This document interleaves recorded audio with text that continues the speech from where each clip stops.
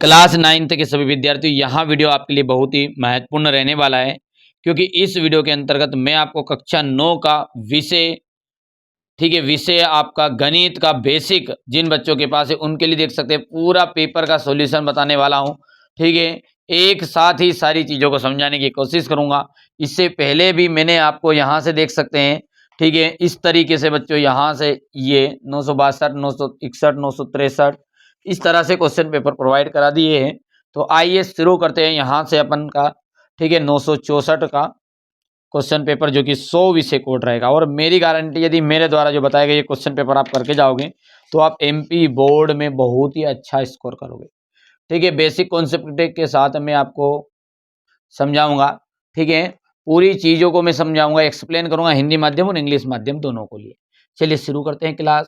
ठीक है, संख्याओं 2, 4, 6, 8 का जो माध्य होता है वो कितना होता है। देखो, माध्य जो होता है ना वो निकालने का सबसे बेहतरीन तरीका ये है, ठीक है, कि इन सब को जोड़ दो, पदों की संख्या बटे में कुल संख्या।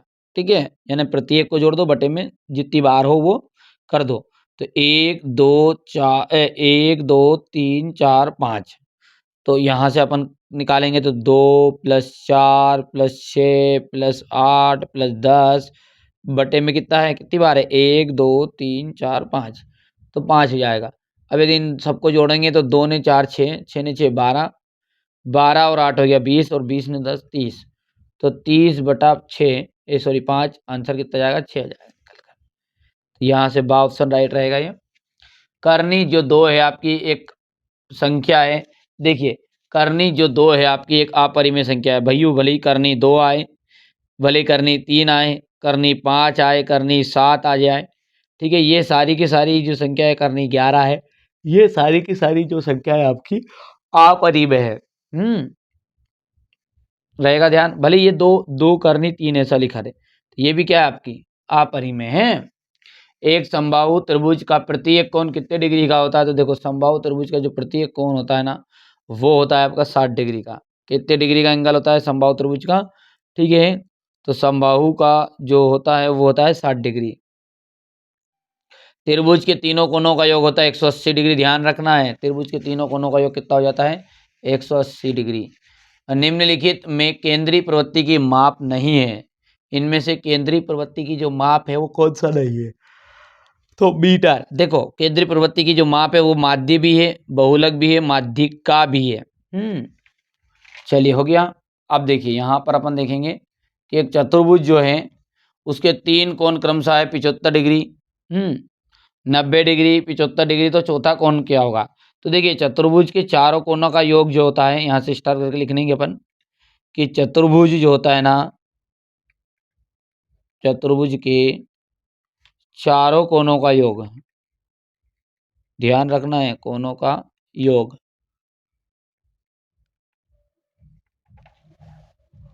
360 डिग्री होता है। आप 360 में से देखो, यहाँ से देखिए 75 और 75 हो गया आपका, ठीक है, यहाँ से 70 70 140, 150 हो गया, 150 में 200 जोड़ेंगे तो 290 जोड़ेंगे 150 में से तो 240 हो जाएगा। तो 360 में से आपका 240 घटा दो, 360 में से 240 घटा दो, 0 2 1, 120 डिग्री। ठीक है, तो 120 डिग्री यहाँ से राइट आंसर रहेगा। कर पाओगे। चलिए यहाँ से हमारे इंग्लिश मीडियम वाले बच्चों को भी साथ में लेके चलते हैं। देखिए, mean of the number 2 4 6 10 will be, तो इसका कितना जाएगा यहाँ पर। ठीक है, तो यहाँ से आपका रहने वाला है अब 6, पहले कर ही लिया उधर, 1 मिनट। चलिए, √2 जो है, √2 इज ए नंबर, तो इरेशनल नंबर आ जाएगा यहाँ से, A option right. Each angle of, ठीक है, तो ईच एंगल ऑफ का आपका रहने वाला है यहाँ से 60 degree. Sum of the all 3 angles for a tri is, तो इसका जाएगा 180 डिग्री। हो गया। यहाँ से आपका मीटर आ जाएगा, और यदि हम बात करें इसकी तो यहाँ से आपका रहने वाला है 120 डिग्री, 120 डिग्री। चलिए करें, आगे बढ़ते हैं। यहाँ से देखो, चलिए पहला पढ़ते हैं, दो घात वाले बहुपद को क्या कहते हैं। देखिए बेटा कि कई बार बता दिया मैंने, एक घात वाले को रेखिक, दो घात वाले को द्विघात, तीन घात वाले को त्रिघात, एक पदी, एक पद वाले को एक पदी बहुपद, दो पद वाले को द्विपदी बहुपद, तीन पद वाले को त्रिघात बहुपद। और जो रेखिक बहुपद होता है उसके अधिकतम शून्यक एक होते हैं, द्विघात जो बहुपद होता है उसके अधिकतम शून्यक दो होते हैं, और त्रिघात बहुपद के अधिकतम शून्यक तीन होते हैं। रिपीट कर लेना है, तीन अक्षर तीन चीजें बताइए मैंने, इनमें से आपका 100% 2 नंबर का तो आ जाता है ये। चलिए तो यहाँ से अपन लिखेंगे इसको द्विघात बहुपद हो गया। भाज्य बराबरी पे भाजक गुणित भागफल प्लस शेषफल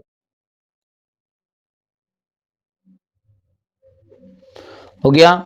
यदि तीन या तीन से अधिक बिंदु एक ही रेखा पर स्थित हो तो वो क्या कहलाते हैं, वो कहलाते हैं आपके संरेखीय बिंदु। क्या कहलाते हैं, संरेखी बिंदु। किसी त्रिभुज की भुजाएं ए कोमा बी कोमा सी, तो इसका अर्ध परिमाप कितना होता है, तो ए सी इक्वल टू होता है ए प्लस बी प्लस सी अपॉन 2। वर्ग अंतरालों के मध्य बिंदु को, वर्ग अंतरालों के मध्य बिंदु को ही अपन वर्ग चिन्ह कहते हैं। और x माइनस वाई की पावर 2, तो इसको अपन क्या लिखेंगे भैया, यहाँ से ठीक है, इसको लिखेंगे a की पावर 2 यानी x की घात 2, ठीक है, प्लस b की घात 2 माइनस 2ab 2xy। इसको अलग अलग अंदाज में लिख सकते हैं, कोई दिक्कत नहीं, बीच में घुसा सकते हैं कि ठीक है, कर सकते हैं आराम से, कोई समस्या वाली बात नहीं। चलिए, a polynomial of degree 2 is called quadratic polynomial, तो यहां से अपन के लिख देंगे क्वाड्रेटिक पोलिनोमियल, ठीक है। यहां से आपका रिमाइंडर आ जाएगा,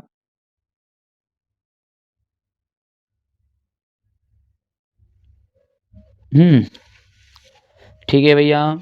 अब इसका आ जाएगा यहाँ पर कोलिनियर,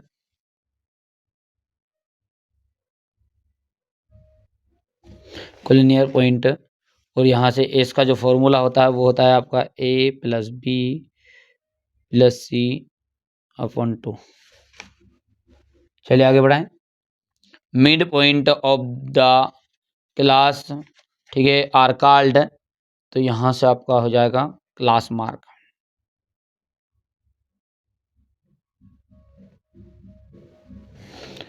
एक्स माइनस वाई, इसका क्या जाएगा एक्स स्क्वायर माइनस, ठीक है 2xy लिख सकते हैं, प्लस वाई स्क्वायर, कैसे लिख दो, ऊपर भी ऐसा लिख दो या ऐसा लिख दो, कैसे लिख देना है। चलिए जोड़ी देख लेते हैं, जोड़ी देख लेते हैं। यहाँ से देखो y इज इक्वल टू 0, ध्यान देना है, यदि y के बराबर 0 रहे तो x अक्ष का समीकरण, ध्यान देना है, x बराबरी पे 0 रहेगा तो इसका जो आंसर है वो ऐसा रहेगा, y अक्ष का समीकरण।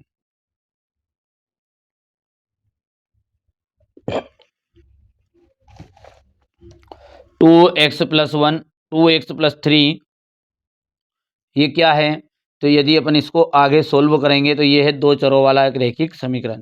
क्यों, क्योंकि इसको आगे सोल्व करोगे तो 2x स्क्वायर हो जाएगा, ये फिर हो जाएगा 3x प्लस 2x, तो ये बनेगा 2x square plus 5x plus 6 plus 3। तो ये है आपका दो चरों वाला रैखिक समीकरण, तो ये हो गया आपका दूसरा। और ये पहले वाले का तो क्या था अपना, एक अक्ष बिंदु है आपका 5,2 में भुज का जो मान है वो यहाँ पर, ठीक है, भुज का जो मान है वो कितना बनेगा, शुरुआत वाली भुज रहती है, दूसरी जो रहती है वो आपकी रहती है कोटि। क्या रहती है, पहली वाली रहती है भुज और दूसरी वाली जो रहती है वो रहती है कोटि। तो भुज कितनी है 5 है यहाँ पर, ये हो गया 3। 2x प्लस 5 का शून्यक, शून्य ज्ञात करने का तरीका क्या है, बराबर को उधर 0 कर दो, तो इसको अपन जैसे सोल्व करेंगे तो बराबर को उधर जाएगा, ये 5 तो माइनस का हो गया, और 2 बटा में गया तो माइनस का 5/2 हो जाएगा, ये फोर्थ वाला हो गया। अक्षों का जो प्रतिच्छेदन बिंदु है, अक्षों का प्रतिच्छेदन बिंदु जो रहेगा वो रहेगा मूल बिंदु, और x plus b y plus c is equal to 0 का रहने वाला है आपका, ठीक है, ये यहाँ से देखिए बेटा ए एक्स प्लस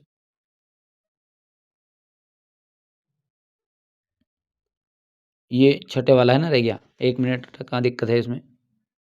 देखिए बेटा यहाँ पर एक छोटी सी गलती हो गई, अपने साथ पढ़ते रहे जब। देखो ये जो है ना, ये है आपका दो चर वाला रैखिक समीकरण, ये कौन सा आपका छठे वाला है। अच्छा अब इसका क्या आंसर है, तो देखो इसका ऑप्शन ही नहीं दिया यहाँ पे।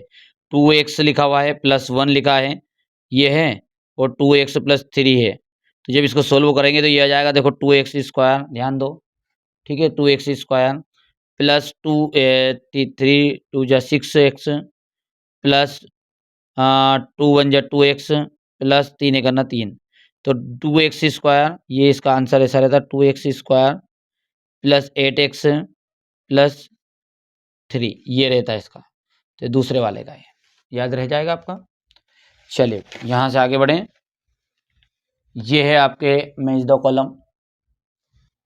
पहला जो है वो रहेगा आपका y = 0, तो equation of the axis degree of 2x², तो यहाँ पर देखो इसकी यदि घातांक के रूप से पूछे ये, ठीक है, या तो आपको यहाँ पर घात बतानी है, यहाँ से आपकी घात बतानी है। यदि ये घात के रूप में आता तो अपन केवल 2 भी लिख सकते थे यहाँ पर, ठीक है। तो यहाँ से इसके अकॉर्डिंग, यदि इसके अकॉर्डिंग देखेंगे तो यहाँ से ये 2 राइट आंसर ही रहने वाला है।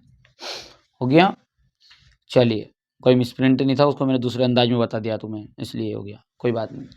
चलिए एब्सिस का जो आपका पॉइंट ऑफ 5 2 है, तो यहाँ पर आ जाएगा 5, और 0 ऑफ 2x + 5, तो ये यहाँ पर आंसर हो गया, ये 4th वाला। और intersection point of x axis, तो ओरिजिन मूल बिंदु, और ये आपका हो जाएगा यहाँ पर लीनियर इक्वेशन इन 2 वेरिएबल्स। हो गया, याद रहेगा। चलिए अब है आपका सत्य और असत्य, जो कि देख सकते हैं आपको यहाँ पर। एक समतल पृष्ठ की 3 विमाएँ होती हैं, तो एक समतल पृष्ठ की तो 2 विमाएँ होती है इसकी, एक समतल पृष्ठ की 3 विमाएँ नहीं होती हैं, तो ये बात हो गया असत्य। और 2 विमाएँ होती है, 2 विमाओं के नाम क्या है, एक तो लंबाई है और चौड़ाई, लंबाई और एक होती है, हो गया। चक्रीय चतुर्भुज के सम्मुख कोणों का योग 180 डिग्री होता है, तो चक्रीय चतुर्भुज के सम्मुख कोणों का योग जो होता है वो 180 डिग्री ही होता है। वृत्त की सबसे बड़ी जीवा को व्यास कहते हैं, बिल्कुल सही बात है, ये आपका वृत्त हो गया है, मैंने कई बार समझा दिया इसको। तो ये तो जो वृत्त के केंद्र से होकर जाने वाली जीवा होती है वो ही क्या कहलाती है, आपकी वृत्त का व्यास कहलाती है। तो सबसे बड़ी जीवा वृत्त का व्यास ही है एक तरह की। तो ये हो गया आपका सत्य। यहाँ पर 2 आकृतियाँ सर्वांग सम नहीं होती यदि उनका एक ही आकार और एक ही माप हो, तो ये बात आपकी सत्य है। बिंदु 2,3 समीकरण x + y = 4 का हल है। तो देखो पहले वाला जो होता है ना वो x की वैल्यू है, ठीक है, पहली वैल्यू होती है x की, तो x की वैल्यू मैंने रखी 2, देख ध्यान दो, तो 2 रखी, उधर गया तो 2 बचा बस खाली, तो 3 नहीं आएगा। या फिर अपन दोनों को लिखोगे तो x की वैल्यू होगी 2, दूसरी होगी 3, तो 3 ने 2 कितना हो गया 5, और बराबर 4, तो ये बात कथना स्टेटमेंट असत्य हो गया आपका। यदि तापमान 30 डिग्री सेल्सियस है तो फिर फ़ारेनहाइट का तापमान, ठीक है, 86 फ़ारेनहाइट होता है। तो देखो बेटा ये यहाँ पर ये क्या बता रहा है, यदि तापमान है 30 डिग्री सेल्सियस है तो फ़ारेनहाइट का तापमान जो होता है वो कितना होगा, तो यहाँ पर 86 है, तो ये बात बिल्कुल आपकी सत्य है। कर पाओगे। चलिए यहाँ से अपन ट्रू फॉल्स की बात करते हैं, तो ये आपका फॉल्स है, ये आपका ट्रू है, थर्ड वाला भी ट्रू है, 4th वाला ट्रू है, 5th वाला आपका फॉल्स है, और 6th वाला आपका ट्रू रहेगा।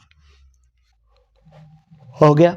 चलिए अब देखिए यहाँ पर एक वाक्य में उत्तर है, थोड़ा सा गड़बड़ हो गया, तो मैंने सोचा कि भर दू के बताऊंगा डायरेक्ट, तो देखिए फिर भी समझा देता हूँ। यहाँ पर r त्रिज्या वाले अर्धगोले के आयतन का फॉर्मूला तो 2/3 πr³ एस का आपको नियम लिखना है, तो ये यहाँ पर जगह कम है इसलिए नहीं लिखा। एक समचतुर्भुज के विकर्ण परस्पर होते हैं तो वो एक दूसरे को समद्विभाजित करते हैं या फिर परस्पर समकोण पर समद्विभाजित होते हैं करते हैं। अच्छा, यदि कोई बिंदु है माइनस, ठीक है, और प्लस के रूप का, तो कौन से चतुर्थांश का है? हाँ, अब ये छोटा सा कॉन्सेप्ट है मेरे बच्चों, ये आपका द्वितीय चतुर्थांश है, पर ये कॉन्सेप्ट आपको जरूर कंप्लीट कर लेना है। देखो कौन सा, यदि दोनों ही प्लस प्लस आया, देखो ध्यान देना है इसके अनुसार, यदि शुरुआत का भी प्लस है फिर प्लस है, तो दोनों ही प्लस है, तो ये है आपका फर्स्ट वाला, याद रख लोगे। ठीक है, यदि शुरुआत में माइनस आया बाद में प्लस आया, ये कॉन्सेप्ट ध्यान से सुन लेना। ठीक है, तो ये हो गया आपका सेकेंड, लिखने की जरूरत नहीं, जगह कम है, समझ में आ गया। द्वितीय चतुर्थांश हो गया। यदि दोनों ही माइनस आए तो ये कहलाएगा आपका थर्ड वाला, ध्यान रहे हो। ठीक है, और आगे प्लस आया और पीछे माइनस है, देखो ध्यान दो, इसमें ना इसमें फर्क देखो, दूसरे और चौथे में। ठीक है, तो यदि आगे प्लस है और पीछे माइनस है तो ये आपका कहला जाएगा चतुर्थ, याद रह जाएगा। चलिए,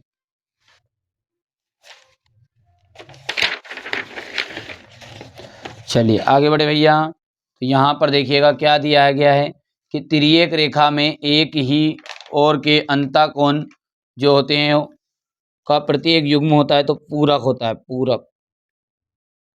ठीक है, अच्छा, यदि x बराबर पे 2 है तो 2x minus y is equal to 5, तो y की वैल्यू कितनी होगी? तो देखो y की वैल्यू कितनी बन जाएगी, x की जगह 2 दूने 4, 4 को उधर लेके गए तो y की वैल्यू हो जाएगी 1। ठीक है, ध्यान देना है, छोटी सी बात है लेकिन दमदार है, देखो ध्यान से देना। देखो 2 दूने 4 हो गया, उधर लेके गए तो 1 बच गया। ध्यान दो क्या आया है, मालूम है आपको? 5 है, और उधर गया माइनस का 4 हो गया है, तो y ये जो है माइनस का है, तो इसके लिए माइनस का 1 आएगा। ठीक है, क्या उत्तर आएगा? माइनस का 1। ठीक है, याद रहेगा। यदि हम बात करते हैं इंग्लिश मीडियम के लिए, तो पहले का आपका भर दूंगे थोड़ा सा। चलिए, यहाँ से मैंने लिख दिया हमारे बच्चों के लिए, हो गया इतना। आप क्वेश्चन नंबर 6 को देखो, यहाँ से माइनस का 3/5 है, 4/5 है, तो इसके बीच की 4 परिमेय संख्याएं लिखनी है। ये सवाल आप कर सकते हैं बढ़िया से, हो गया है। ये यहाँ पर देख लीजिए, छोटा कर दूँ थोड़ा सा, देखो। ठीक है, फटाफट से स्क्रीनशॉट ले लो आप, बढ़िया से, हो गया। ये यहाँ पर देखिए किस चतुर्थांश में एक अक्ष पर स्थित है। ठीक है, कौन सा किस अक्ष पर स्थित है? ठीक है, ये यहाँ पर देखिएगा क्वेश्चन नंबर 11, क्वेश्चन नंबर 11 के बाद में ये क्वेश्चन नंबर 12 आयत के गुण लिखने हैं। ये क्वेश्चन नंबर 13, ये यहाँ से क्वेश्चन नंबर 13 के बाद।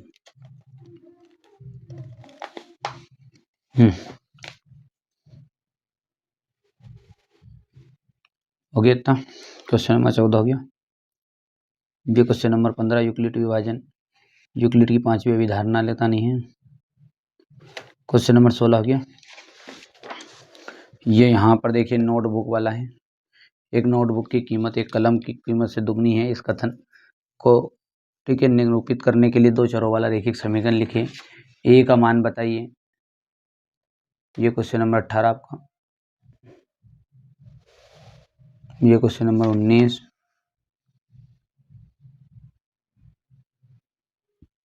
ठीक है, ये क्वेश्चन नंबर 19 हो गया। क्वेश्चन नंबर 19 के बाद में ये रहा आपका क्वेश्चन नंबर 20।